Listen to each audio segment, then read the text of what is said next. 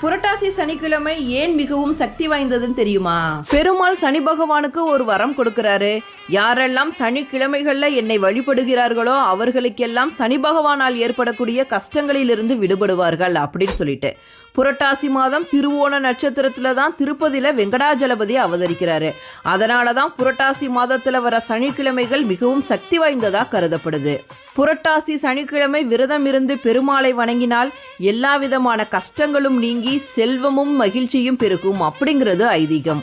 புரட்டாசி சனிக்கிழமைகள்ல தளிகை போட்டும் மாவிளக்கு ஏற்றியும் பெருமாளை வழிபடுவார்கள்.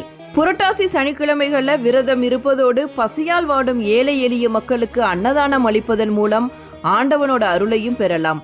அன்னத்தின் அருமையை அறிந்து கொள்ளதானே விரதங்கள் அனுஷ்டிக்கப்படுகின்றன.